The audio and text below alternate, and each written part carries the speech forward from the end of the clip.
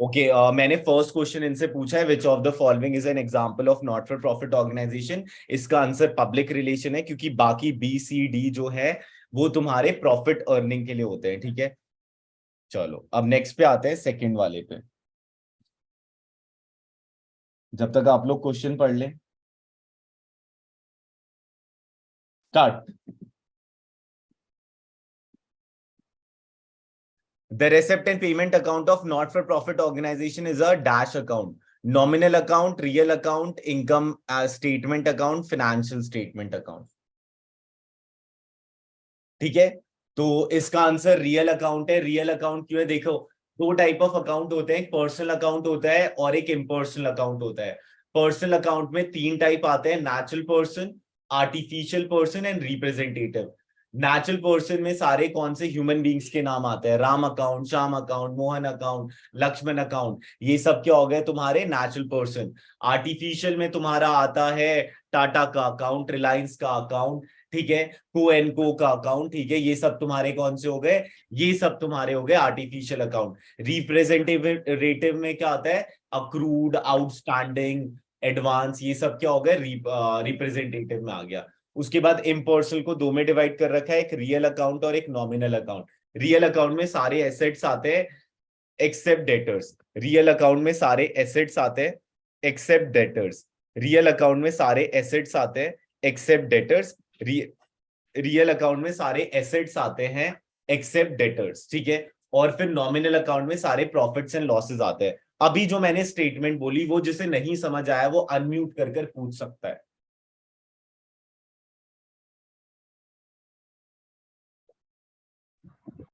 Okay, और इसका answer real account है, क्योंकि ये एक एसेट अकाउंट होता है, ठीक है, क्योंकि इसमें सारे कैश और बैंक की जो समरीज होती है वो आ रही होती है। चलो, और जिसने मेरा वो वीडियो देख रखा है यूट्यूब का, उसे ये ढंग से समझ आ जाएगा, ठीक है। चलो, चलो अब थर्ड बताना है आप लोगों को।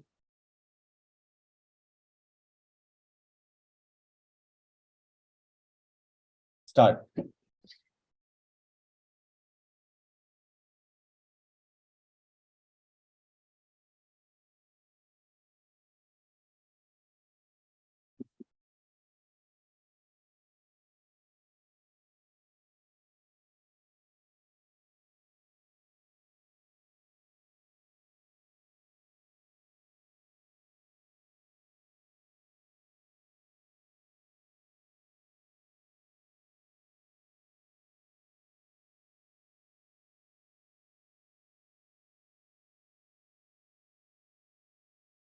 ओके, इसका आंसर जो है वो सी है, ठीक है। तुम्हारा if income is 16,000, okay, and deficit debited to capital fund is 4,300, तो दोनों को ऐड कर देना, तुम्हें पता चल जाएगा एक्सपेंडिचर कितना रहा होगा, ठीक है। तो दोनों को ऐड कर दिया, एक्सपेंडिचर पता चल गया कितना रहा होगा, ठीक है। तो इसे तुम ऐसे भी देख सकते हो।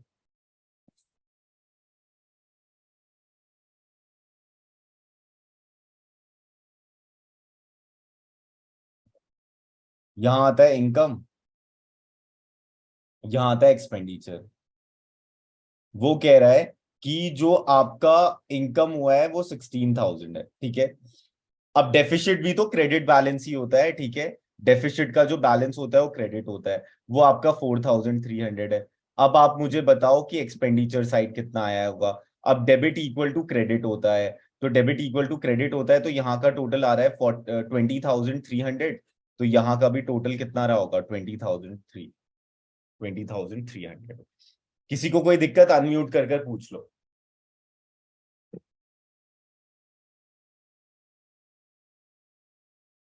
चलो नेक्स्ट पे आते हैं।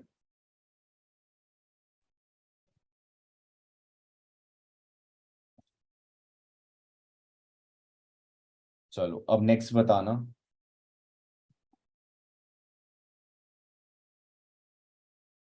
Start.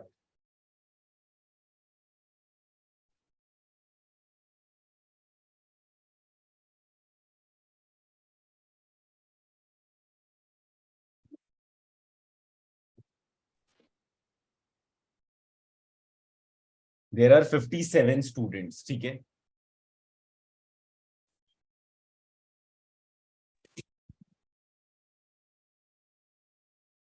Read the question correctfully then answer, ठीक है। In regard to rent expenses, rent expenses, rent expenses मतलब not for profit organization pay कर रहा है in advance of a not for profit organization, which of the following classification is correct. अब not for profit organization में rent जो है वो advance में पे कर दिया है। कोई भी चीज तुम एडवांस में पे कर देते हो तो वो तुम्हारे लिए क्या हो जाता है, एक एसेट हो जाता है, ठीक है। तो in regard to rent expenses paid in advance of a not-for-profit organization, which of the following classification is correct? अब देखते हैं डी, ठीक है। कोई डाउट इसमें तो पूछ सकता है कोई, ठीक है, अनम्यूट कर लो, पूछ सकता है।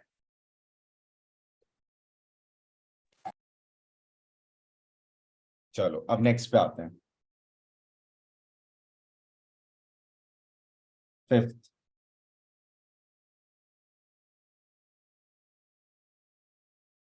आज के बाद एनपीओ मत देखना, हो जाएगा तुमसे, ठीक है, अच्छे से हो जाएगा।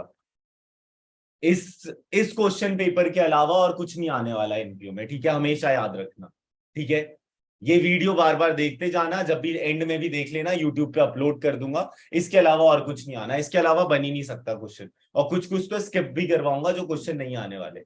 चलो जल्दी से बताओ, विच of the following statement is not true for receipt and payment account. It is a summary of cash book. It records receipt and payment account of revenue nature only. The receipt and payment may relate to current, preceding, or succeeding accounting period. Depreciation is not shown in it. तो B लग रहा है ना, क्योंकि ये capital nature का भी लेता है और रेवेन्यू नेचर का भी लेता है, ठीक है।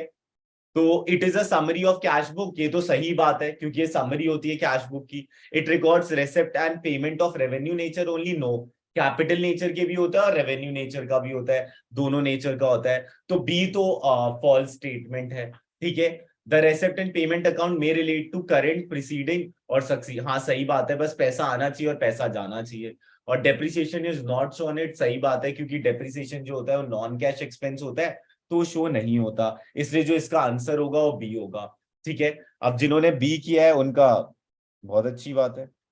चलो अब नेक्स्ट पे आते हैं।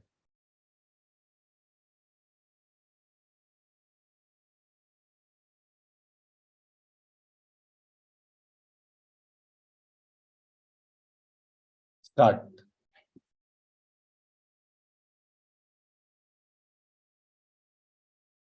दो टाइप ऑफ अकाउंटिंग हो रहे होते हैं, कैश बेसिस होता है और एक एक्रूअल बेसिस होता है। कैश बेसिस में कैश आने या जाने की बात होगी तभी रिकॉर्डिंग होगी, और अक्रूअल बेसिस में whether you receive the payment or not, whether you paid the payment or not, it does not matter, you have to record all the transaction. तो मेरे हिसाब से तो इसका आंसर अक्रूवल अकाउंटिंग होना चाहिए, ठीक है। वेरी गुड, 44 स्टूडेंट, ठीक है। देयर आर 60 स्टूडेंट्स, ठीक है, ओनली 47 स्टूडेंट्स आर रिस्पॉन्डिंग, ठीक है। Means the 48 students. Hello 60 students, जो बचा हुआ है वो कर दो ना, आए क्यों फिर, लीव कर दो।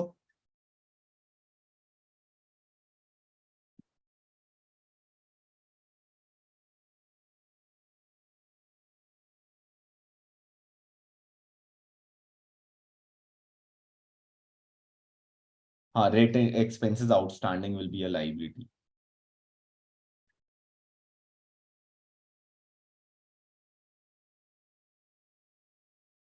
चलो इसका आंसर एक्रूअल बेसिस है।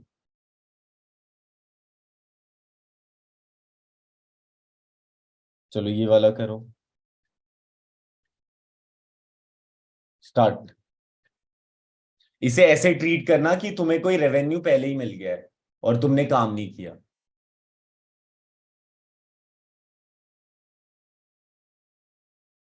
वेरी गुड, वेरी गुड, सही जा रहे हो सब। सब्सक्रिप्शन तो एक रेवेन्यू होता है ना, रेवेन्यू नेचर की चीज है। रेवेन्यू इनकम अगर पहले ही मिल गया और काम नहीं किया तो revenue received in advance during the current year is.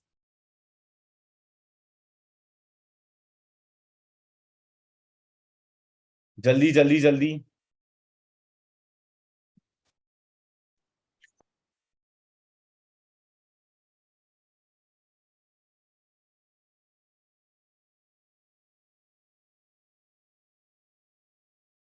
Sir, what would be the name of the account which would be credited?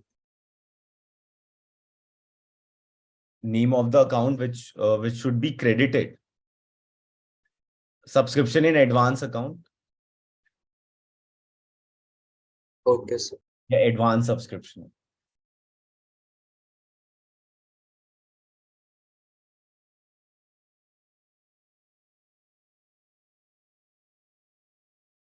Okay इसका आंसर जो है वो लाइबिलिटी।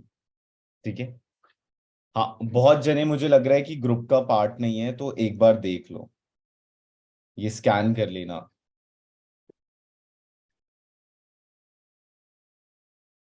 बहुतों को बस लिंक मिल गया होगा और शायद ज्वाइन नहीं।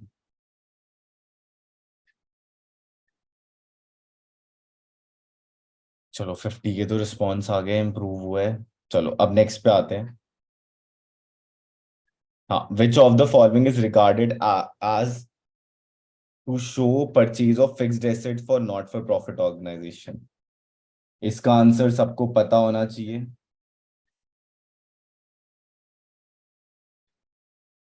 स्टार्ट।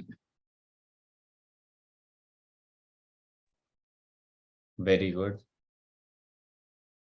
याद करते जाना सब, ठीक है। बाकी 4-5 चीजें और बताऊंगा, बाकी ये वाला असाइनमेंट ये बहुत है, ठीक है।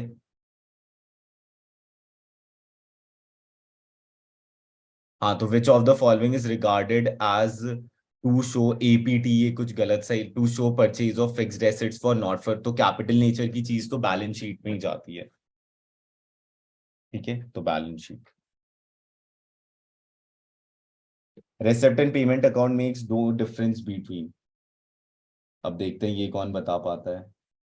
इसे मैंने 1 का नाम दे दिया है, ठीक है। A B C D. Start.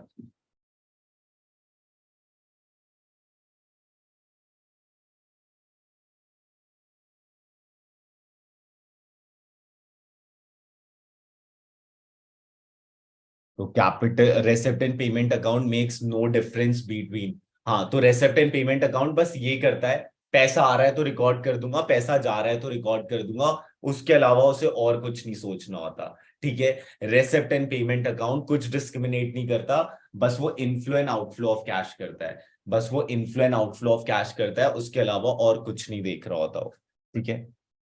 तो वेरी गुड, ठीक है। जिसको ये समझ नहीं आया वो अनम्यूट कर कर पूछ सकता है। श्योर बट रिसिप्ट्स और पेमेंट्स में तो वो डिफरेंशिएट करता है ना। नहीं रेसिप्ट एंड पेमेंट में करता है, लेकिन कैपिटल नेचर और रेवेन्यू नेचर इनमें तो नहीं करता। कैपिटल में भी अब कैपिटल एक्सपेंडिचर भी होता है और कैपिटल रिसिप्ट्स भी होता है, वैसी रेवेन्यू में भी रेवेन्यू एक्सपेंडिचर भी होता है और रेवेन्यू रिसिप्ट्स भी होता है। उन्होंने क्या पूछा है, receipt and payment account makes no difference between, तो कैपिटल रेसिप्ट और कैपिटल पेमेंट में नहीं करता, revenue receipt and revenue payment में भी नहीं करता, करंट ईयर प्रीवियस ईयर इन सब में भी नहीं करता, ठीक है। बस उसे क्या मैटर करता है कि पैसा आना चाहिए और पैसा जाना चाहिए, चाहे वो बैंक से हो और चाहे वो कैश हो। समझ गए, समझ गए। Yes. So but capital receipt and capital payment तो डेबिट क्रेडिट से डिफरेंशिएट हो जाता है। हाँ डेबिट क्रेडिट से तो होता है डिफरेंशिएट, लेकिन वैसे वो कह रहा है कि कैपिटल नेचर और रेवेन्यू नेचर को डिफरेंशिएट करता है या नहीं करता। ये तो एक ही अकाउंट है ना, उसके अंदर वो चीजें हो रही है। जैसे इनकम एंड एक्सपेंडिचर हो गया तो वहां पर बस रेवेन्यू नेचर के आइटम आते हैं, बैलेंस शीट हो गया तो वहां पर बस कैपिटल नेचर के आइटम आते हैं। लेकिन रेसिप्ट एंड पेमेंट अकाउंट जो ऐसा अकाउंट है जिसमें कैपिटल और रेवेन्यू दोनों आते हैं, अगर आपका सब्सक्रिप्शन आया है तब भी उसमें आएगा, और अगर आपने मशीन में पेमेंट किया है या मशीन बेचकर पैसा लाए हो तब भी इसमें आएगा। समझ गए।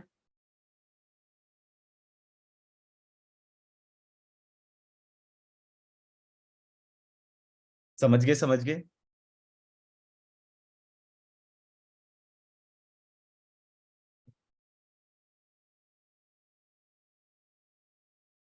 ओके अब नेक्स्ट बताना।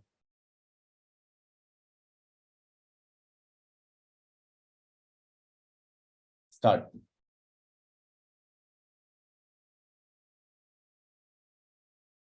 Which of the following is to be recorded in an income and expenditure account?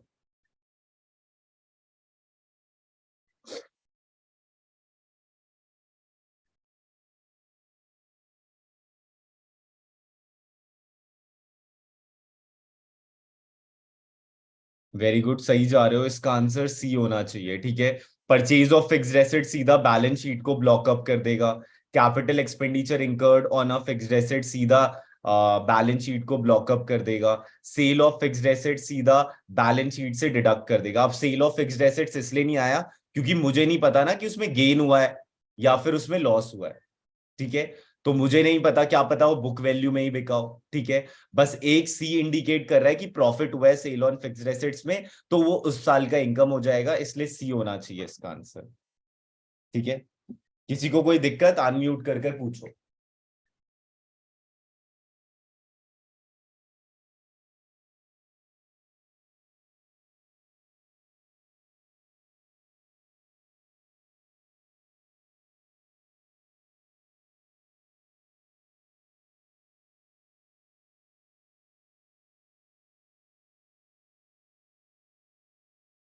NPO से प्रैक्टिकल के क्वेश्चंस के बहुत कम चांसेस है, ठीक है।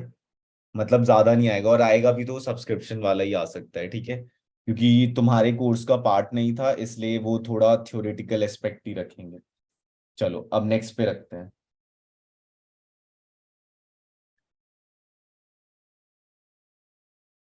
स्टार्ट।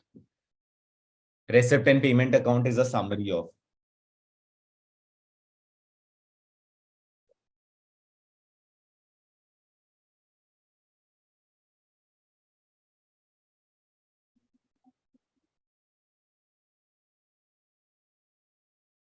Very good. ठीक है, कैश रिसिप्ट एंड पेमेंट। किसी को कोई भी दिक्कत होगी अनम्यूट कर पूछ लेना।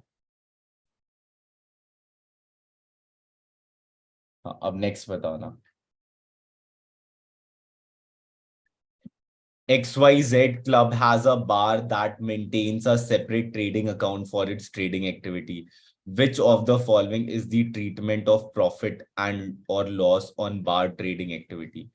Profit or loss is directly shown in the balance sheet. Profit or loss is to be presented in income and expenditure account. Profit and loss is credited in income statement. Profit and loss account is edited to accumulated fund. तो last के तीन options तो मुझे वो वाला feel दे रहे हैं जो नॉट फॉर प्रॉफिट ऑर्गेनाइजेशन का है, और जो ऊपर वाला है वो सीधा फील दे रहा है कि वो जो है वो प्रॉफिट ऑर्गेनाइजेशन का है। सर इसका आंसर सी नहीं होगा, इनकम स्टेटमेंट, क्योंकि नॉट फॉर प्रॉफिट ऑर्गेनाइजेशन ऐसा कुछ मेंशन नहीं है। हम इसको एक नॉर्मल ऑर्गेनाइजेशन लेंगे और इनकम स्टेटमेंट में शो करेंगे। चलो देखते हैं एक्स वाई। लेकिन क्लब तो नॉन प्रॉफिट में हाँ आता है। क्लब है, हाँ हाँ ठीक है ठीक है। XYZ club has a bar that maintains a separate trading account for its trading activity. Which of the following treatment of profit or loss on bar trading activity. देखते हैं तुम सही हो क्या है। ओके ओके, हाँ ये इनकम एंड एक्सपेंडिचर अकाउंट में आएगा। XYZ क्लब है तो नॉट फॉर प्रॉफिट ऑर्गेनाइजेशन हो गया, ठीक है। Which of the following is the treatment of profit or loss on bar trading activity. तो profit and loss is to be presented in income and expenditure account. चलो good, next पे आते हैं।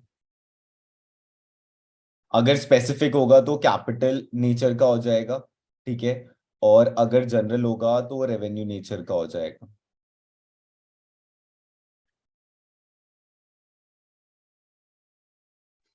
सही भाई वाला क्वेश्चन दोबारा बता दो। देखो अगर मान लो स्पेसिफिक हो गया तो अब तुम्हारी लाइबिलिटी बिल्डअप हो गई। लाइबिलिटी बिल्डअप हो गई तो तुम एक्सपेंडिचर और इनकम अकाउंट में नहीं डाल सकते उसे फिर बैलेंस शीट में ही डालना पड़ेगा। तो थोड़ा कैपिटल नेचर का हो गया, ठीक है।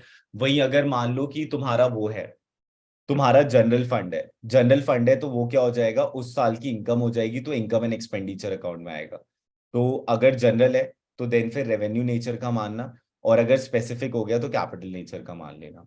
तो which of the following is not a revenue receipt.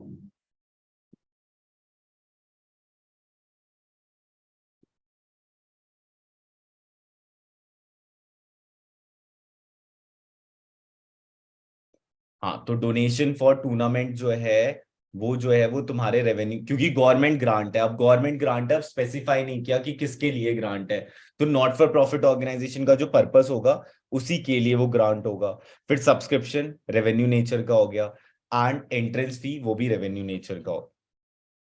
ठीक है, चलो अब नेक्स्ट पे आते हैं।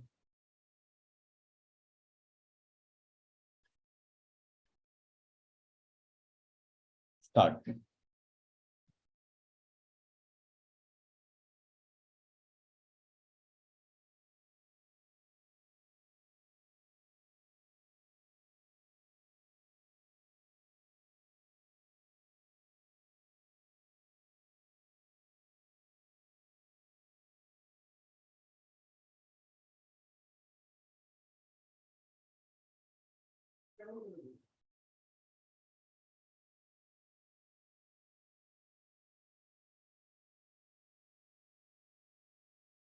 हाँ, अब ध्यान से सुनना कि इसका आंसर सी क्यों है।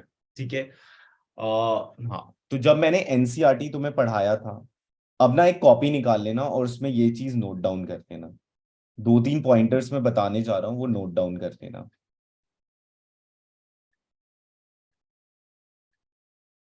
नहीं,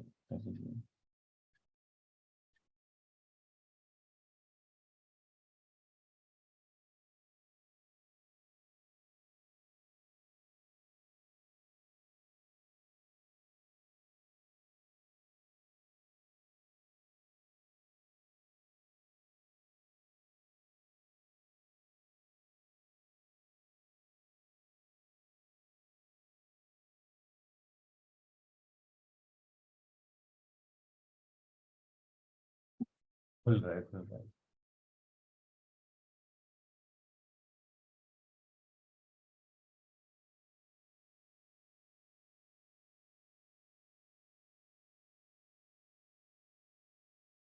ये जो बता रहा हूँ उसे ध्यान से सुनते जाना एंड नोट डाउन कर लेना।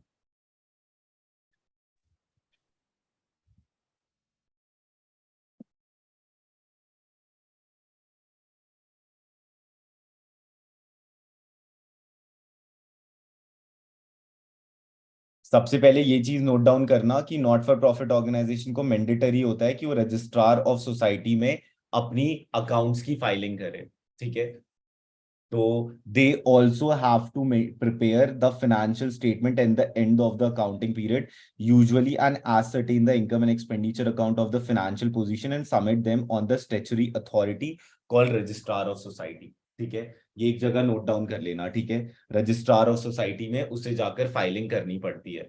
रजिस्ट्रार ऑफ सोसाइटी में जाकर, जैसे कंपनीज को मिनिस्ट्री ऑफ कॉर्पोरेट अफेयर्स में जाकर फाइलिंग करनी पड़ती है, वैसे ही इन्हें रजिस्ट्रार ऑफिस में जाकर फाइलिंग करनी, रजिस्ट्रार ऑफ सोसाइटी में, और एक स्टैच्यूटरी ऑब्लिगेशन होता है।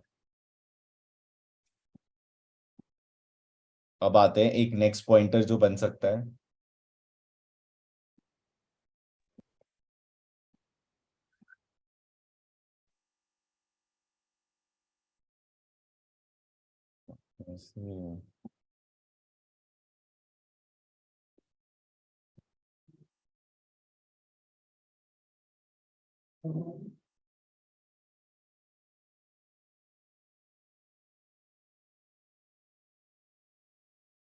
हाँ, अब एक और चीज लिखना। ठीक है, ये सब लिख रहे हो ना सब? ठीक है, एक बार यस और नो कर दो। ठीक है, सर एक बार फीस रजिस्ट्रार वाला पॉइंट दिखा दो। हाँ एक बार दिखा रहा हूं मैं। ठीक है, ये लो, अच्छे से लिख लो। ठीक है, आज ये चैप्टर डन है। ठीक है, यूनिट 1 जो आज बता दिया जाएगा उससे एक्स्ट्रा नहीं आने वाला उसमें। ठीक है, ढंग से लिख लो। ठीक है, 10 मार्क्स के क्वेश्चन आ जाएंगे, 2 क्वेश्चन आएंगे, 2 या 3 मैक्सिमम आएंगे इसमें से, इससे बियॉन्ड नहीं आने।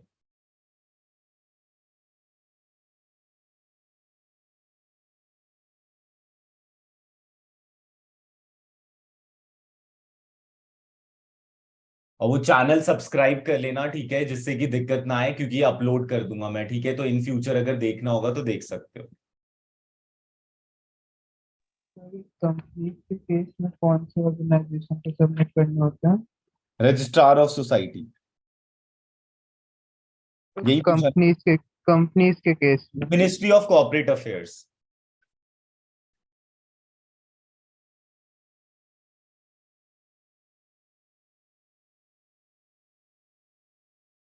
Registrar of societies. लावण्य आ गया ना? चलो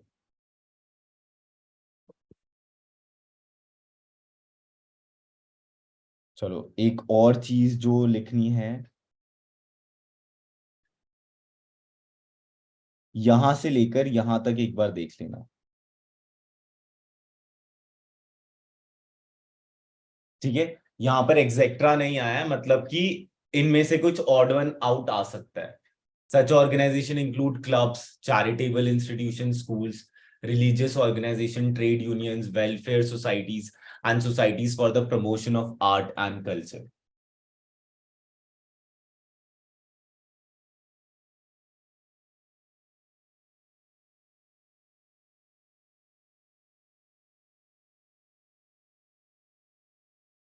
डन डन डन। चलो अब नेक्स्ट पे आते हैं।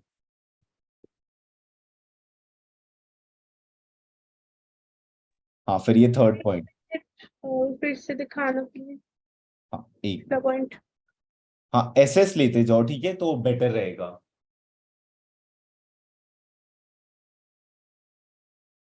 तो ये सब टीएस में भी है। टीएस में मतलब ये पूरा ऐसे ही गिवन है। सब मैंने मतलब जब आप मुझे रजिस्ट्रार ऑफ बता रहे सोसाइटी वाला उसमें नहीं गिवन था। नहीं, ये जो सच ऑर्गेनाइजेशन इंक्लूड्स ये अच्छा, था, मैंने कहीं पढ़ा था टीएस में। ओके ओके, अच्छा वो फर्स्ट पेज में। शायद। और एक ये वाला पॉइंट जरूर कर लेना, service to its member and the public in general. तो जितने भी नॉट फॉर प्रॉफिट ऑर्गेनाइजेशन होते हैं वो सर्विसेज ही दे रहे होते हैं, गुड्स के चांसेस उनके कम ही होते हैं। ये रहा इसका, these organisation have the service as the main objective and not the profit as in the case of organisation in business. Okay, sir इसमें क्लब क्यों लिखा हुआ है एनपीओ की तरह? क्या क्या क्या? जो क्लब लिखा है एनपीओ में, तो हाँ हाँ क्लब हाँ, कैसे है? क्लब कौन से? क्लब को भी लिखा है नॉट न्यू फॉर, क्लब। जैसे स्कूल्स हो गया तो वो भी प्रॉफिट कमा रहा होता है, लेकिन स्कूल को भी हम नॉट फॉर प्रॉफिट ऑर्गेनाइजेशन मानते हैं क्योंकि वो किसी चीज को प्रमोट कर रहा है, जो और अगर आर्टिस्ट। खाली क्लब आएगा तो एनपीओ होगा वो। क्या क्या क्या? सर अगर क्वेश्चन तक लिखा आता है कि खाली क्लब लिखा है उसमें तो वो एनपीओ हाँ, होगा। एनपीओ एनपीओ एनपीओ, ठीक है। अब ये थर्ड वाला पॉइंट देख लेना, their affairs are usually manage by managers और executive committee elected by its member, ठीक है। वहां पर ट्रस्टी और मेंबर्स लिखा है, यहाँ पर इलेक्टेड बाय इट्स मेंबर्स है। और फिर फोर्थ पॉइंट देख लेना, मेन।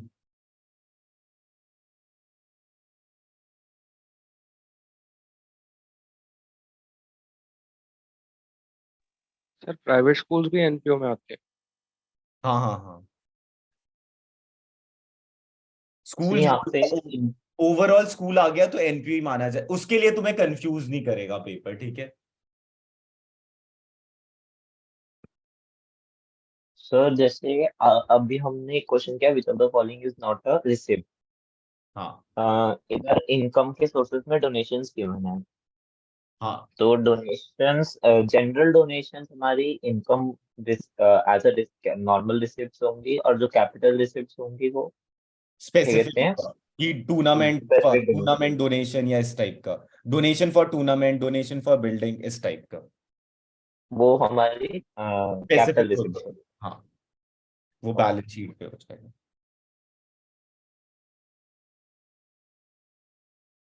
हाँ, फिर ये 7th पॉइंट पढ़ लेना, the not for profit organisation earn their reputation on the basis of their contribution to the welfare of the society rather than on customer or owner satisfaction, ठीक है।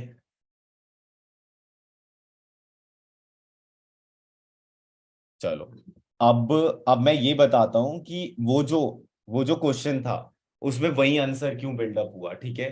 बहुतों ने उसका अलग बताया था, ठीक है। तो ये देखो, this is why they usually keep a cash book in which all the receipt and payment account are duly recorded. They also maintain a ledger containing the account of all income, expenses, assets, and liability, which facilitate the preparation of financial statement at the end of the accounting period. In addition, they are required to maintain a stock of register to keep a complete record of all fixed assets and consumable. They do not maintain any capital accounts. ठीक है, तो they do not maintain any capital account. तो अगर मैं option पे आता हूं तो फर्स्ट ऑप्शन तो ऑलरेडी गायब है, सेकंड ऑप्शन भी ऑलरेडी गायब है, अब थर्ड ऑप्शन बचता है। तो देखो, थर्ड ऑप्शन को एक्युमुलेटेड फंड लिखा है। अब इससे पहले डी वाला बताता हूं। अब liability equal to asset plus accumulated fund तो हो नहीं सकता, ठीक है, क्योंकि एसेट इक्वल टू समथिंग दो होंगे, ठीक है। अब सबसे पहले एक्युमुलेटेड फंड क्या होता है वो देख लेते हैं। उससे पहले एक नोट डाउन कर लो कि जो लेजर अकाउंट बनाता है नॉट फॉर प्रॉफिट ऑर्गेनाइजेशन वो कौन कौन से होते हैं। Income, expenses, assets and liabilities. Income, expenses, assets and liability, ठीक है। और कौन सा अकाउंट नहीं बनाता, कैपिटल अकाउंट। और कौन से दो एड ऑन बनाता है, तो फिक्स्ड एसेट्स एंड कंज्यूमेबल्स, ठीक है, ये लिख लेना। उसके बाद मैं एक और चीज दिखाता हूं।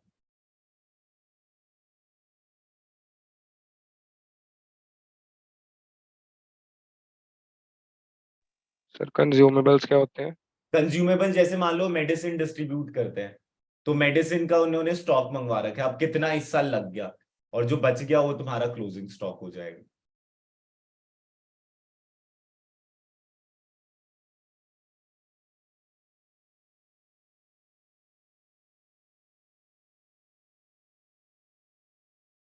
डन ना? अब एक मिनट,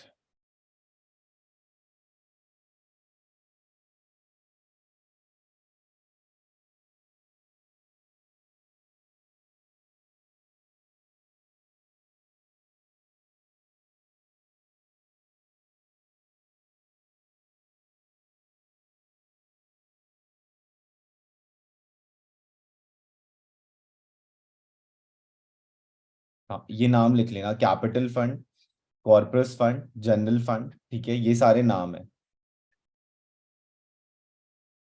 ठीक है, जैसे कैपिटल होता है ना, वैसे इन्होंने जो नाम रखा है वो capital fund, general fund, corporate fund, accumulated fund. क्योंकि नॉट फॉर प्रॉफिट ऑर्गेनाइजेशन में कैपिटल नहीं होता, तो ये फंड ये इंडिकेट कर रहा है कि नॉट फॉर प्रॉफिट ऑर्गेनाइजेशन का कितना पैसा अपना है, ठीक है, कितना वो वेल्थ बना चुका है, बिल्डअप कर चुका है। ये लास्ट वाला पॉइंट प्लीज रिपीट कर दो। और कौन सा, ये कैपिटल जो अभी मैंने बोला। यस। देखो, जैसे नॉट फॉर प्रॉफिट ऑर्गेनाइजेशन का ना कैपिटल नहीं होता, तो ये जो कैपिटल फंड है, जनरल फंड है, ये इंडिकेट कर रहा है कि नॉट फॉर प्रॉफिट ऑर्गेनाइजेशन ने अभी तक कितना वेल्थ एक्युमुलेट कर लिया है। तो जब भी कोई सरप्लस होता है वो इसमें ऐड हो जाता है, और जब भी कोई डेफिसिट होता है तो इससे माइनस हो जाता है। तो it is the sum total of corpus donation received for commencement and expansion of its activity. It increases with further corpus donation, transfer from specific fund with which assets are created, and by transfer of surplus of income and expenditure account. तो जब कोई fixed assets buildup हो रहा होता है तब इसमें add on होता है। मतलब मान लो बिल्डिंग फंड आया, बिल्डिंग फंड से 2 लाख रुपए खर्च हुआ है, तो 2 लाख जो खर्च हुए हैं वो फिर कैपिटल फंड में भी ऐड होते हैं, और जो सरप्लस होता है वो तो ऐड होता ही है, ठीक है। इसलिए ये जो ऑप्शन है इसका आंसर जो है वो तुम्हारा सी है।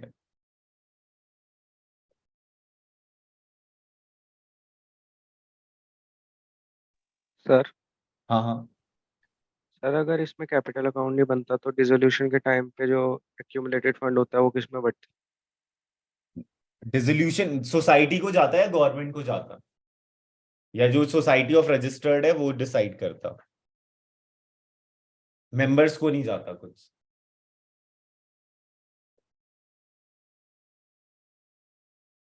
हाँ ये पोल पे बता दो, ये समझ आ गया, ये वाला जो एमसीक्यू था।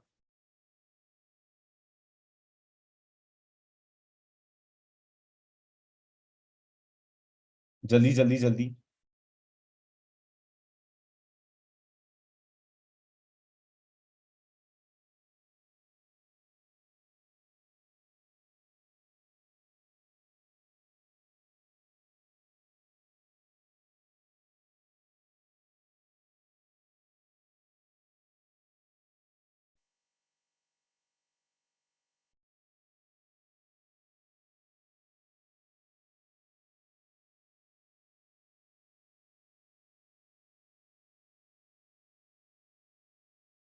चलो अब नेक्स्ट पे आते हैं। एक और चीज लिख लेना जो एनसीईआरटी में इंपॉर्टेंट है।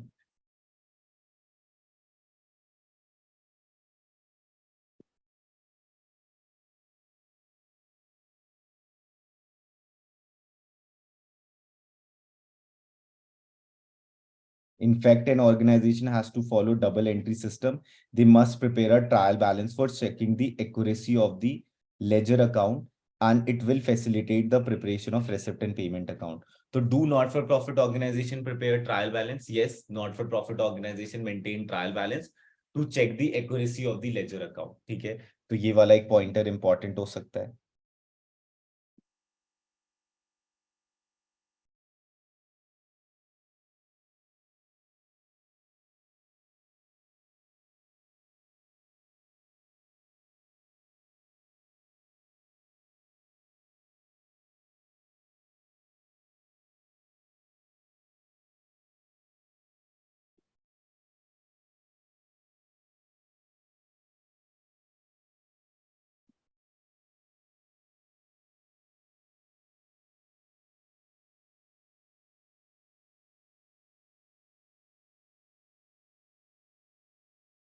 नहीं, नॉट फॉर प्रॉफिट ऑर्गेनाइजेशन को मैंडेटरी होता है कि वो रजिस्टर मतलब कि रजिस्ट्रार में जाकर फाइलिंग करेगा ही करेगा।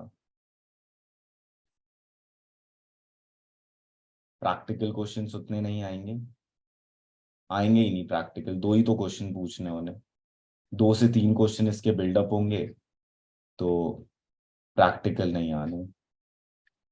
रेंट आउटस्टैंडिंग वाला बता दिया है मैंने। तो पार्टनरशिप से तो पूछ सकते हैं ना थोड़ा बहुत हाँ, प्रैक्टिकल में। देखो मोस्टली जो तुम्हारा प्रैक्टिकल पार्ट आने वाला है ना, वो उससे आएगा, तुम्हारा सेकंड बुक से, कंपनी से, वो शेयर वाले से, 4 फीचर एंड ऑल। बाकी सबसे ना और ये आ सकता है ABC are partner gaining and sacrificing ratio, last year बहुत क्वेश्चन आए थे उससे। एबीसी गेनिंग रेशियो निकालो, सेक्रीफाइसिंग रेशियो निकालो, हु इज गेनिंग, फिर गुडविल निकाल कर दिखा दो, इस टाइप का।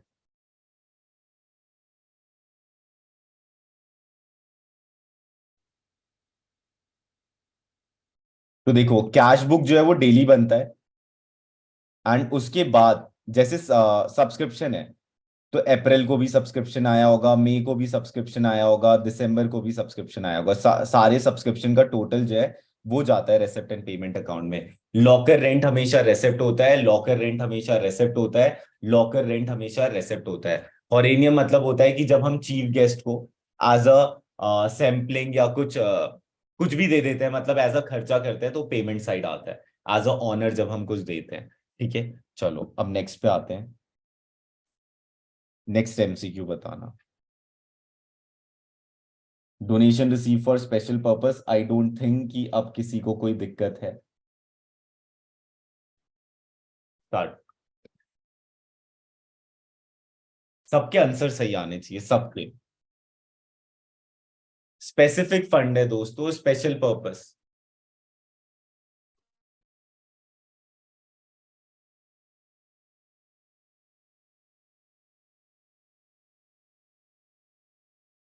अगर लाइबिलिटी ऑप्शन में है तो लाइबिलिटी को ही करना मेरे हिसाब से, बाकी देखते हैं इन्होंने क्या कर रखा है।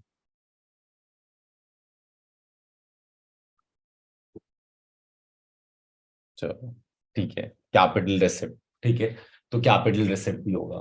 ठीक है, done done done, good good good, capital receipt ही होगा। ठीक है, सर लाइबिलिटी क्यों, वापस थोड़ी करना होगा। हाँ ठीक है ठीक है ठीक है, हाँ हाँ ठीक है ठीक है।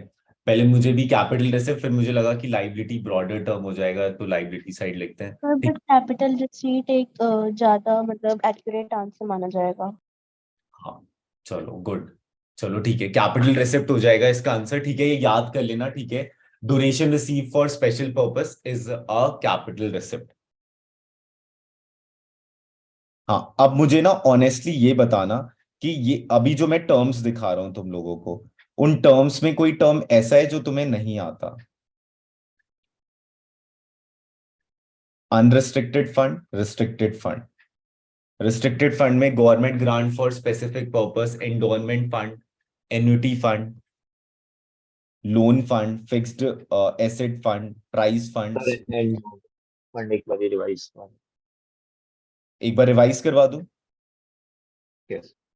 ओके देखो, अगर बस गवर्नमेंट ग्रांट लिखा है तो कैपिटल रेसिप्ट नहीं होगा, वो फिर क्या हो जाएगा, रेवेन्यू रेसिप्ट हो जाएगा। ठीक है, बस गवर्नमेंट ग्रांट लिखा है, इसका मतलब यह है कि जिस पर्पस के लिए नॉट फॉर प्रॉफिट ऑर्गेनाइजेशन खुला है उस पर्पस के लिए वो दे रखा है। लेकिन अगर गवर्नमेंट ने बोल दिया गवर्नमेंट ग्रांट फॉर विडोज, ठीक है, तो ये एक स्पेसिफिक पर्पस हो गया। अब स्पेसिफिक पर्पस हो गया तो ये कैपिटल रेसिप्ट हो गया, जो नॉट फॉर प्रॉफिट ऑर्गेनाइजेशन उसी पर्पस के लिए यूज करेगा। उसके बाद एंडोमेंट फंड का मतलब होता है, अब मान लो कि मेरे पास एक बिल्डिंग पड़ी है जिससे मुझे रेंट रिसीव होता है 1 लाख। मैंने कहा कि जितना भी वो बिल्डिंग से रेंट रिसीव होता है मैं आपको दे दूंगा, लेकिन आपको इस पर्पस के लिए यूज करना है, तो उसे मैं एंडोमेंट फंड कह दूंगा। Endowment fund is a donation with a condition by the donor to use only the income earn from the investment of the fund for the specified purpose, and thus the original donated amount remain intact। जैसे कि मान लो मैंने FD करवा दी, FD से मुझे 10 लाख का return आ रहा है हर साल, मैंने बोल दिया 10 लाख की लाइब्रेरी का कुछ काम वाम करवाओ, ठीक है, तो एंडोमेंट फंड हो जाएगा। ठीक है, तो वो जो प्रिंसिपल अमाउंट है वो तो वही इंटैक्ट है, बस जो उसका इनकम जनरेट हो रहा है वो यूज हो रहा है स्पेसिफिक पर्पस के लिए। एन्युटी में थोड़ा उल्टा हो जाता है, एन्युटी में प्रॉपर्टी यूज हो रही होती है और उसका स्पेसिफिक सम देना पड़ता है। ठीक है, और स्पेसिफिक सम बहुत नॉमिनल रेट होता है और इसी पर्पस के लिए यूज हो सकता है कि आप मेरा मकान जो है वो एजुकेशन पर्पस के लिए यूज कर सकते हो। तो an annuity fund is established when not for profit organization receive asset from a donor with a condition to pay a specified amount periodically to designed beneficiary or beneficiaries. Annuity is a fixed annual normally payment and usually continue only during the lifetime of a named beneficiary or for the period specified by the donor. Annuity fund donation therefore becomes the assets for the organization. Okay. Next पे आते हैं loan fund. Loan fund जो specific purpose के लिए, ठीक है, loan fund जिसके भी साथ फंड आ जाएगा ना, मतलब वो स्पेसिफिक पर्पस के लिए है। Loan fund is set up to grant loan for specified purpose, say loan to pursue higher study. Fixed assets fund जैसे बिल्डिंग फंड हो गया, पवेलियन फंड हो गया, तो ये सारे फिक्स्ड एसेट्स फंड है जो फिक्स्ड एसेट्स बिल्डअप करने के लिए ही यूज होंगे। प्राइस फंड प्राइस वाइज देने के लिए, डिस्ट्रीब्यूशन के लिए, स्पोर्ट्स फंड स्पोर्ट्स के लिए, and building fund can be used for construction of building. This principle applies to accounting of all specific fund, that is fund use which is restricted.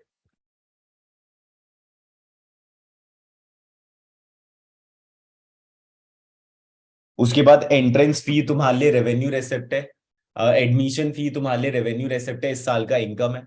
जब भी मैं रेवेन्यू नेचर की बात करूं तो income and expenditure account उनका घर है। जब भी मैं कैपिटल नेचर की बात करूं तो बैलेंस शीट उनका घर है। अब वो एक्सपेंडिचर भी हो सकता है और रेसिप्ट भी हो सकता है। और जब भी मैं कैपिटल और रेवेन्यू दोनों की बात करूं तो रेसिप्ट एंड पेमेंट अकाउंट, मतलब अगर दोनों की बात हो रही है तो रेसिप्ट एंड पेमेंट अकाउंट में तो दोनों ही आ सकते हैं। लाइफ मेंबरशिप फी जो है वो तुम्हारा बैलेंस शीट का पार्ट होता है। ठीक है, बैलेंस शीट का पार्ट क्यों होता है, क्योंकि लाइफ मेंबरशिप फी 1 साल से बियॉन्ड जा रहा है। ठीक है, तो कैपिटल रेसिप्ट हो जाएगा। उसके बाद स्पेशल एक्टिविटी रेसिप्ट। अब स्पेशल एक्टिविटी रेसिप्ट को थोड़ा समझना जरूरी है। अगर मान लो कि तुम्हें डिनर के लिए, मतलब एक स्पेसिफिक डिनर हो रहा है, उसके लिए पैसे मिल रहे हैं, और वो जो डिनर तुम अगले साल करवा रहे हो, वो जो डिनर है तुम अगले साल करवा रहे हो, तो तुम्हारे लिए लाइबिलिटी हो जाएगा। ठीक है, लेकिन अगर वो इसी साल हो रहा है, मान लो कि 10,000 रिसीव हुआ था, 8,000 का ही खर्चा आया, तो जो 2,000 बच गया वो इनकम बन जाएगा। ठीक है, तो स्पेशल एक्टिविटी रेसिप्ट तो एक बार रीड कर लेते हैं।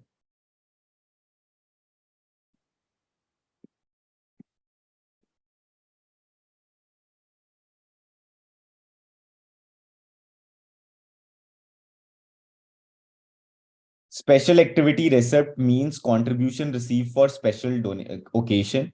For example, contribution received for annual dinner.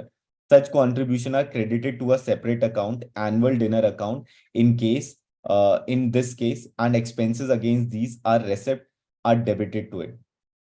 In case the event is held in the next financial year, subscription received during the year for the event is shown in the liability side of the balance sheet. And if expenses have been incurred during the year for the event, it is shown as advance of the asset side of the balance sheet. The balance, if any, after the event is held to be transferred to the income and expenditure account.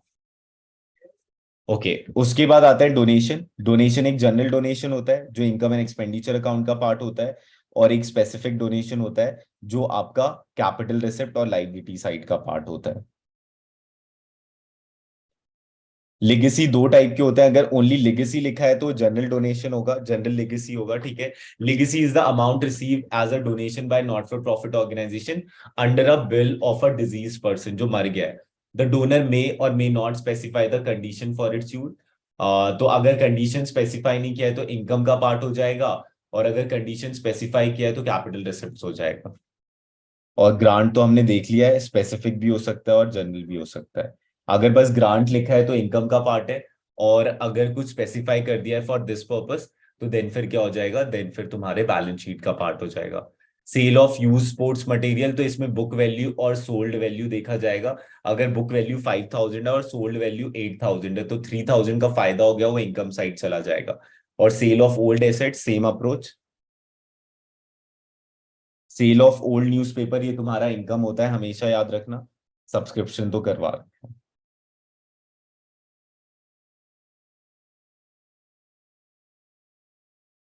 Subscription किसी को जानना तो नहीं है, subscription एक बार important है।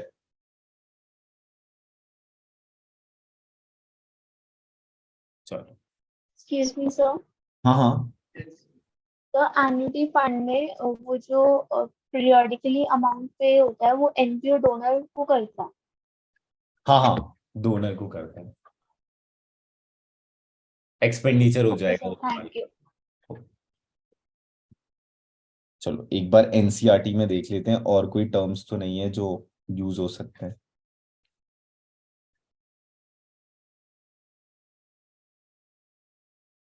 हाँ, कभी ना कोई क्वेश्चन आ जाए कि जैसे टेलीफोन एक्सपेंसेस है तो इन्होंने ये बताया कि जून में हमने इतना दिया, एक मिनट, जून में अपना इतना दिया, सितंबर में इतना दिया, फरवरी में इतना दिया, कि what should be the amount should be credited on receipt and payment account, तो 2600, ठीक है। ऐसे मत कर देना 810 830, ठीक है, सीधा 2600, ठीक है, क्योंकि रेसिप्ट एंड पेमेंट अकाउंट जो है वो सीधा समरी लिखता है, ठीक है। वैसी रेट एंड टैक्सेस में कितना जाएगा 17,000, गवर्नमेंट सिक्योरिटी में कितना जाएगा 2 लाख, ठीक है। तो इस टाइप का ओनली टोटल अमाउंट जाता है receipt and payment account.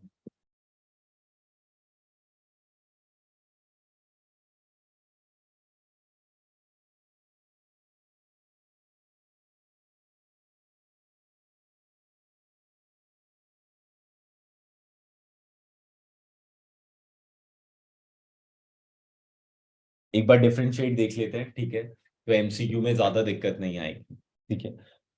Nature, it is like profit and loss account and it is a summary of cash flow. Nature of item, it records income, expenditure, and revenue nature only. It record receipt and payment of revenue as well as capital nature. Period. Income and expenditure item relate to only the current period, and receipt and payment account may also relate to preceding and succeeding period. Debit side. So debit side of this account record expenses and losses, and debit side of this account records the receipts. Credit side of this account records income and gain. Credit side of this account records the payment. Depreciation includes depreciation, does not include depreciation. Opening balance, there is no opening balance.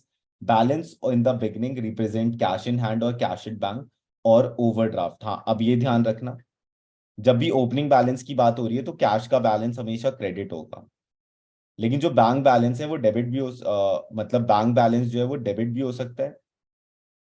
क्या कह रहा हूं मैं, एक minute एक minute, ये देखो, अगर मान लो रेसिप्ट है और पेमेंट है, ठीक है, अगर मैं ओपनिंग बैलेंस की बात करूं, बैलेंस बीडी की, तो कैश का हमेशा बैलेंस बीडी जो है वो डेबिट साइड ही आएगा, लेकिन जो बैंक का बैलेंस बीडी है वो डेबिट भी आ सकता है और क्रेडिट भी आ सकता है। क्रेडिट कब आएगा, ओवरड्राफ्ट के टाइम पे।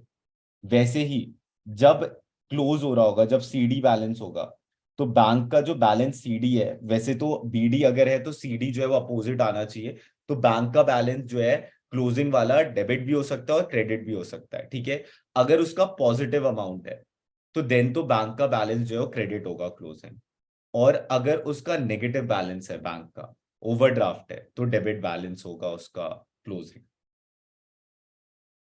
तो closing at the end of the represent excess of income over expenditure और vice versa. Balance at the end of the represents cash in hand at the end and bank balance और bank overdraft, ठीक है।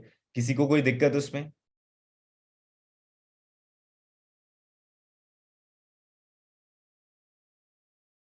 Sir नील balance भी हो सकता हाँ, नील balance भी हो सकता है।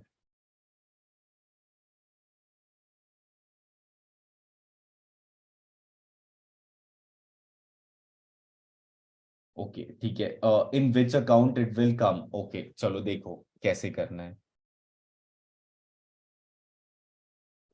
देखो, अगर कोई आइटम उसी साल से रिलेटेड की बात कर रहा है, मतलब उसका जो ड्यूरेशन है वो 1 साल से कम वाला ही है, उसी साल से रिलेटेड की बात है। जैसे इलेक्ट्रिसिटी की बात करता हूं, तो इलेक्ट्रिसिटी का बिल तो हर महीने आना है, ठीक है। तो ये ना रेवेन्यू में कैटेगराइज हो जाएगा। और रेवेन्यू के होते हैं दो टाइप। तो इलेक्ट्रिसिटी वाला मुझे पैसे तो देगा नहीं, इलेक्ट्रिसिटी वाला मुझसे पैसे लेगा ही। तो ये जो है ये रेवेन्यू एक्सपेंडिचर हो जाएगा, ठीक है। वैसे ही अगर मैं मशीन की बात करूं, तो मशीनरी जो है वो 1 साल से ज्यादा चलेगी। तो जो भी चीज 1 साल से ज्यादा चलेगी वो कैपिटल नेचर की हो जाती है, ठीक है। अब कैपिटल नेचर की हो जाती है, अब तुमने मशीन बेचा है, तो मशीन बेचोगे तो तुम्हें रेसेप्ट हो जाएगा। और अगर तुमने मशीन खरीदा है तो तुम्हारे लिए क्या हो जाएगा, एक्सपेंडिचर हो जाएगा, ठीक है। वैसे ही अगर आपको कोई डोनेशन मिला है, मान लो टूर्नामेंट फंड का डोनेशन मिला है, और आपको 5 लाख टूर्नामेंट फंड का डोनेशन मिला है। अब जरूरी थोड़ी है 5 लाख का 5 लाख उसी साल हो जाना है, ठीक है। और यहां पर टूर्नामेंट फंड में एक ये भी इंडिकेट है ना कि आपको वो जो पैसा मिला है वो स्पेसिफाइड कर दिया गया है कि जब जब टूर्नामेंट होगा तब तब आपको खर्च करना है। तो यहां तो आपको याद ही रखना पड़ेगा कि कोई भी फंडिंग है जिसके साथ फंड वर्ड अटैच हो गया वो कैपिटल नेचर का ही होगा। और कोई जनरल चीज रिसीव हो रही है तो वो तो महीने भर रिसीव होती जाएगी, तो रेवेन्यू नेचर का पार्ट हो जाएगा। ठीक है, ठीक है।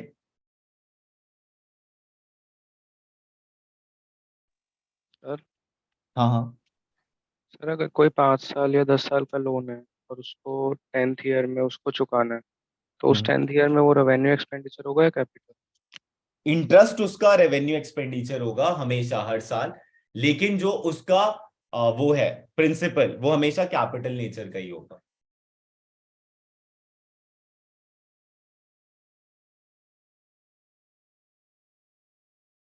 समझ गए? Yes sir.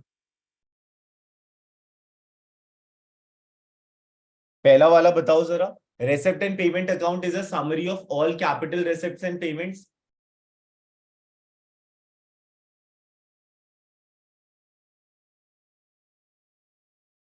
Fall. False. Receipt and payment account is a summary of all capital receipts and हाँ, क्योंकि रेवेन्यू भी लेता है, ठीक है। If there appears a sports fund, the expenses incurred on sports activity will be shown on the debit side of income and expenditure account. बताओ बताओ इसका क्या होगा।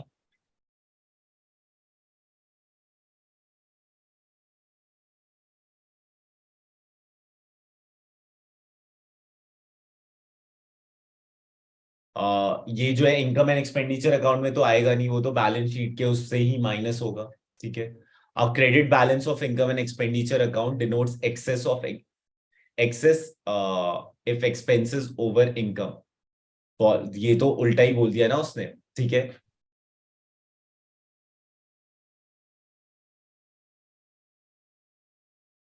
इसमें किसी पॉइंट में कोई दिक्कत?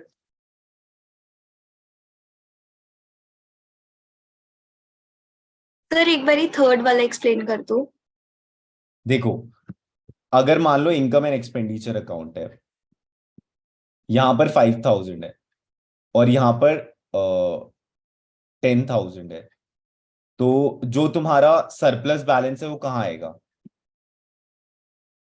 इधर आएगा 5,000, क्योंकि डेबिट को क्रेडिट के इक्वल होना होता है ना। और अब स्टेटमेंट पढ़ो। A credit balance of income and expenditure account denotes excess if expenses over income. रुक जाओ। A credit balance of income and expenditure account denotes excess if expenses over income. Expenses ज्यादा है, इनकम कम है। ये statement तो true होनी चाहिए ना, क्योंकि डेफिसिट तो क्रेडिट साइड ही आएगा ना। अगर डेफिसिट आ रहा है तो अगर कोई क्रेडिट बैलेंस है इनकम है, credit balance of income and expenditure account denotes excess if expenses over income, ये स्टेटमेंट ट्रू होना चाहिए।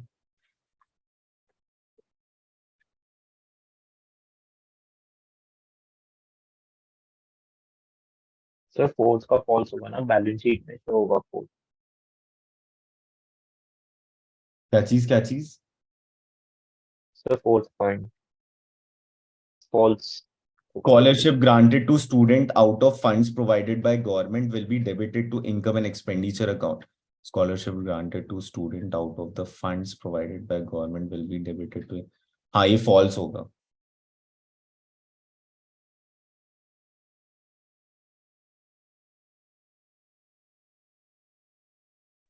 सर ये फॉल्स क्यों होगा? देखो, scholarship granted to students out of the funds provided by the government. अब गवर्नमेंट ने फंड प्रोवाइड किया था तो वो तो फिर स्पेसिफिक नेचर का ही होगा। Will be debited to income and expenditure account, तो इनकम एंड एक्सपेंडिचर में थोड़ी जाएगा, बैलेंस शीट से ही डिडक्ट होगा। सर गवर्नमेंट ने तो जनरल फंड्स दिए हैं, उसमें से हमने स्कॉलरशिप दिया ना। नहीं, यहां पर लिखा है ना scholarship granted to students out of funds provided by the government. तो सर ये जनरल फंड्स की बात नहीं कर रहा। स्पेसिफिक वाला ही साउंड कर रहा है तो।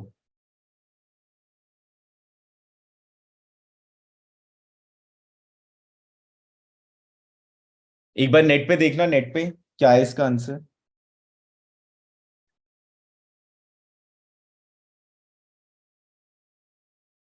ये वाला तो फॉल्स हो जाएगा। Donation for specific purpose are always capitalize. हाँ। Opening balance sheet is prepared when opening balance of capital fund is not given. नहीं नहीं,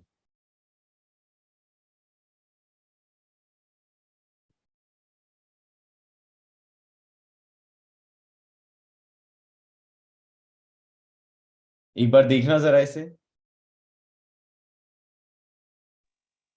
ट्रू है ये। कौन सा, स्कॉलरशिप वाला? Yes sir. ओके, तो ये जनरल फंड ही फिर मानना है इसे। एक मिनट जरा।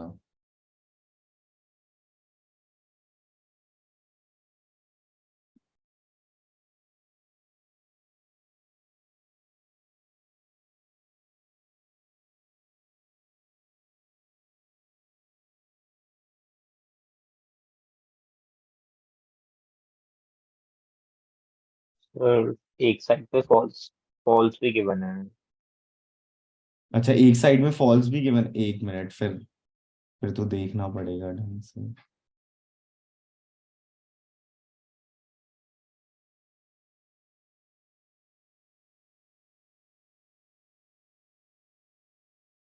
और तुमने कौन सी साइट से देखा है?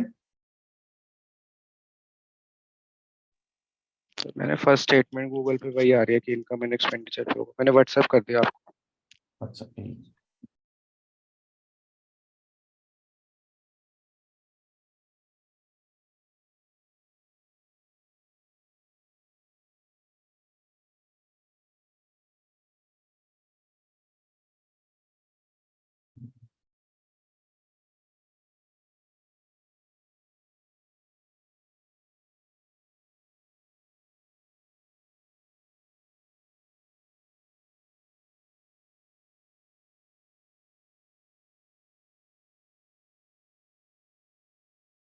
देखो, तुमने जो भेजा है उसमें रीजन नहीं है, एक बार देखो जरा।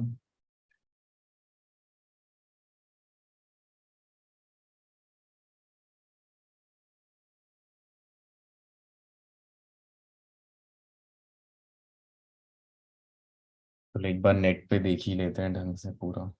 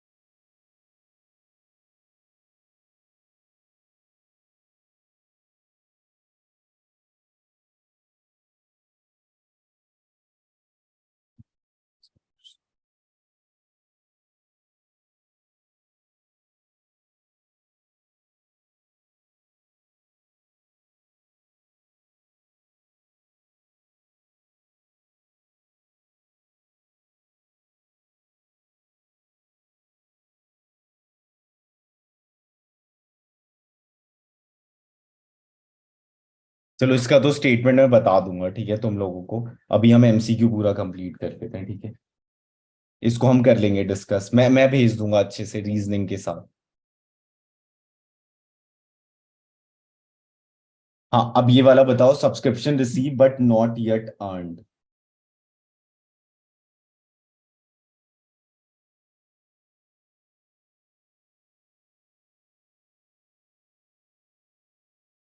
हाँ ट्राई करो जरा।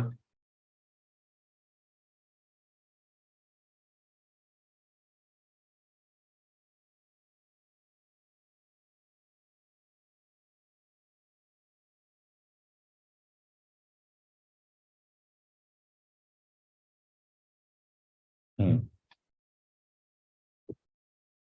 गुड। यही होगा, लाइबिलिटी होगा, क्योंकि अभी तक हमने सर्विसेज नहीं दी और सब्सक्रिप्शन रिसीव्ड हो गया, तो एडवांस पेमेंट हो गया। अब ये वाला बताना नेक्स्ट।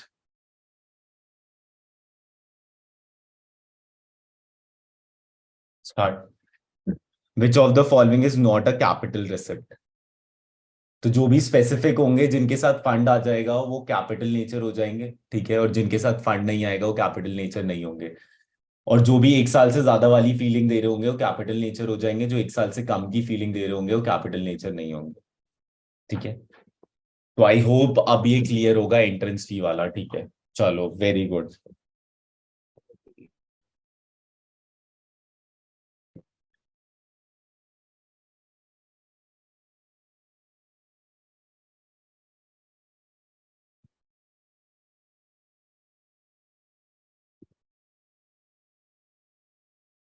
क्या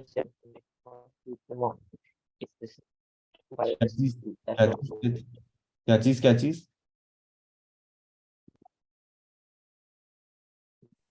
बाकी मैं ये लिंक भेज दूंगा तुम लोगों को, ठीक है।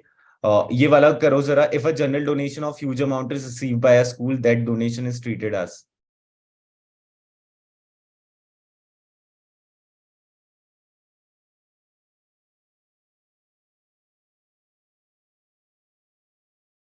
जनरल डोनेशन है तो रेवेन्यू ही होना चाहिए।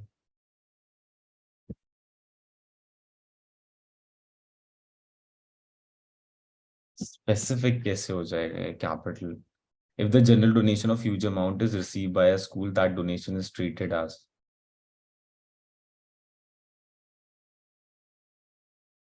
रेवेन्यू रेसिप्ट ही तो होना चाहिए।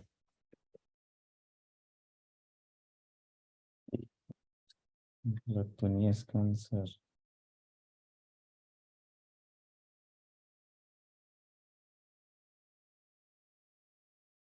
एक बार ये नेट पे सर्च करना जरा आप लोग।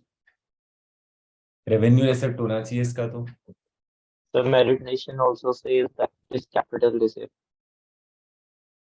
रीजन दिया उसने, रीजन? No.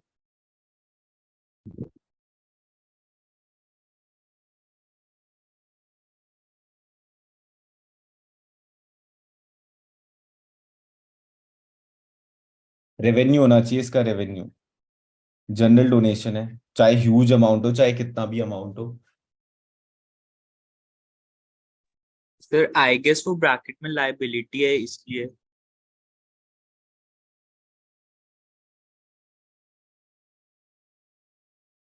ब्रैकेट में लाइबिलिटी है, लेकिन जैसे सब्सक्रिप्शन मिलता है वो भी तो हमारे लिए इनकम ही होता है। So सारी साइट्स पे कैपिटल रिसिप्ट आ रही कुछ रीजंस दिए, रीजंस। नहीं रीजंस। सर अमाउंट की वजह से आ रहा है।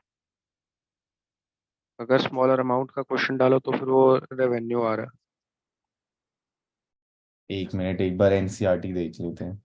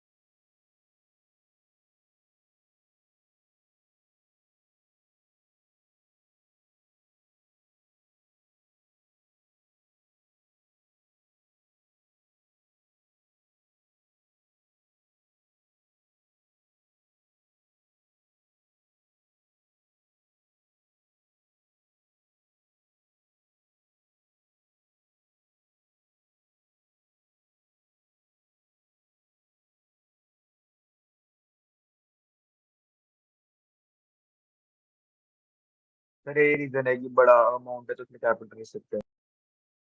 ये लिखा है ये? सर गूगल पे पढ़ रहा हूँ मैं तो। गूगल, अच्छा, एक मिनट। एक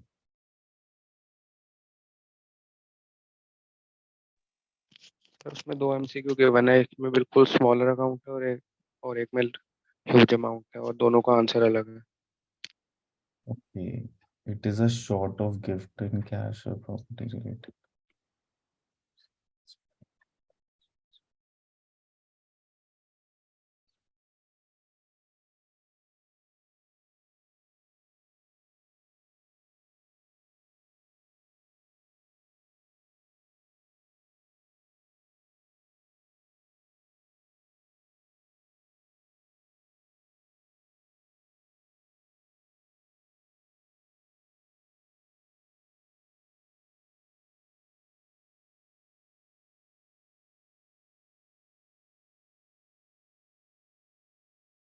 देखो बहुत जगह वही लिखा है तो फिर वही लिखना, बाकी मेरे हिसाब से तो रेवेन्यू होना चाहिए था।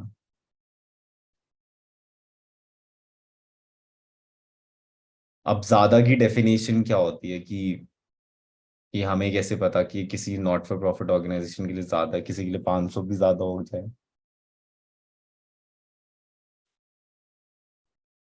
चलो चलो, हाँ अब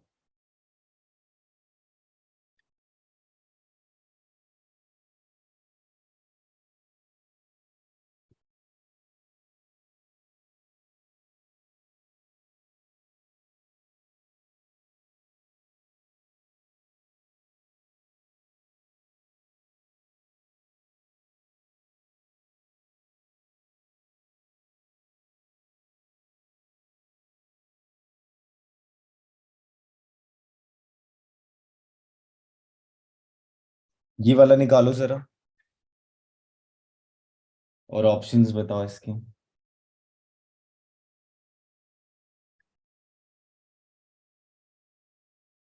start.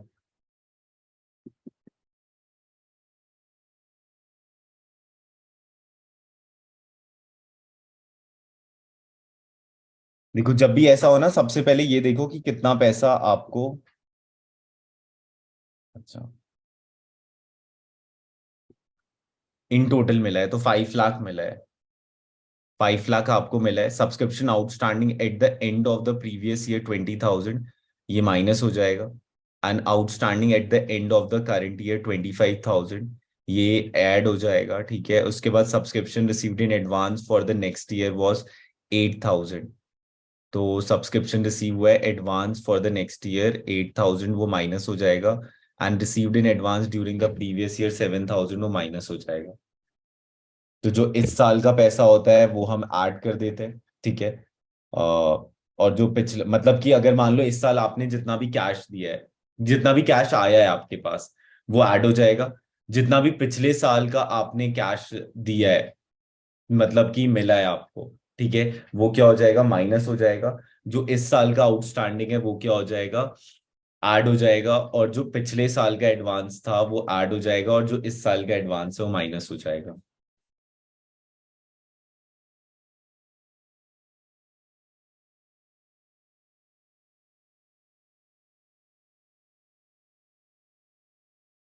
Specific donation capital receipt होता है।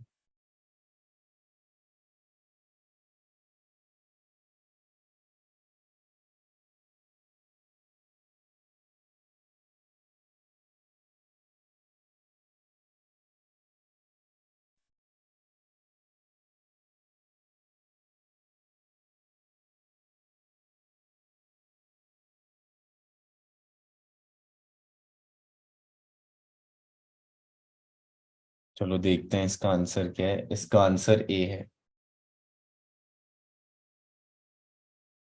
एक बार और बता देता हूँ,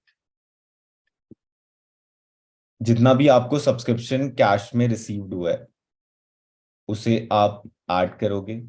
जो आपका प्रीवियस ईयर का आउटस्टैंडिंग है उसे आप माइनस करोगे। जो प्रीवियस ईयर का एडवांस है उसे आप ऐड करोगे, जो करंट ईयर का एडवांस है उसे आप माइनस करोगे, और जो करंट ईयर का आउटस्टैंडिंग है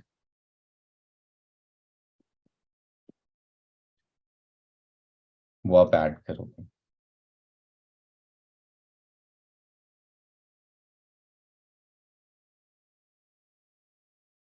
$7,000, एक मिनट, 7,000 ऐड, और हाँ हाँ सही कह रहे हो।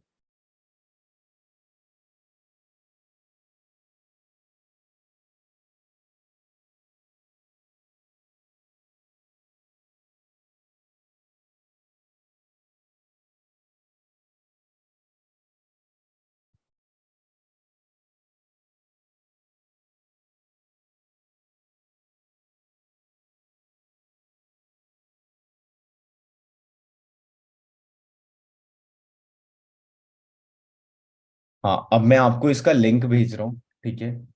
आप लोगों का क्या करना है, इसकी पूरी प्रैक्टिस कर लेनी है, ठीक है।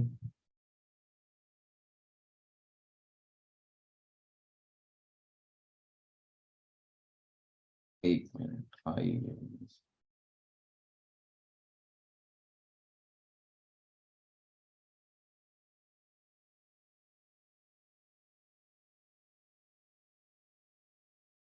अच्छा, मैंने एमसीक्यू वाला ग्रुप बनाया है ना एक, हाँ उसमें भेज देता हूँ।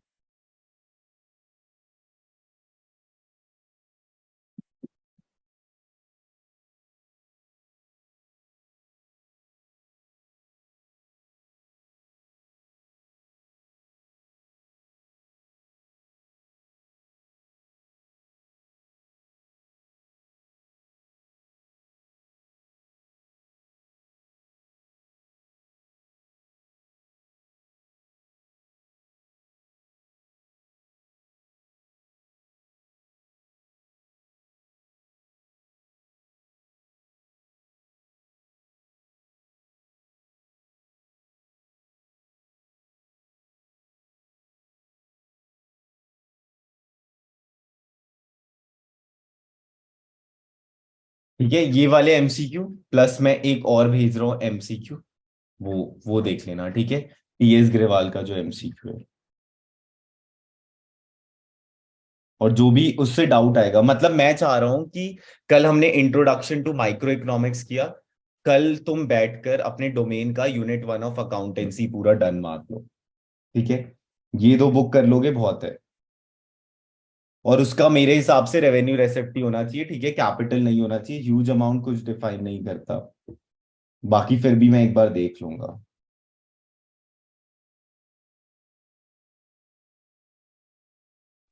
पेपर में है तो रेवेन्यू कर दे।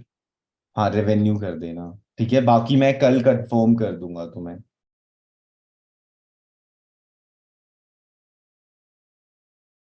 ठीक है, ये दो टास्क दे दिए मैंने, ये जो दो मैंने भेजा है एमसीक्यू वाले ग्रुप पे। अब टास्क क्या है दोनों का, कि डीके गोयल का उठाना है, जो भी एमसीक्यू है आंसर्स के साथ लिखते जाना, ठीक है।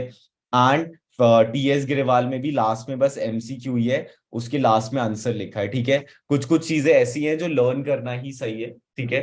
और वैसे करते जाओगे तो तुम्हें खुद आता जाएगा, ठीक है, कुछ उसमें ज्यादा दिक्कत नहीं आएगी।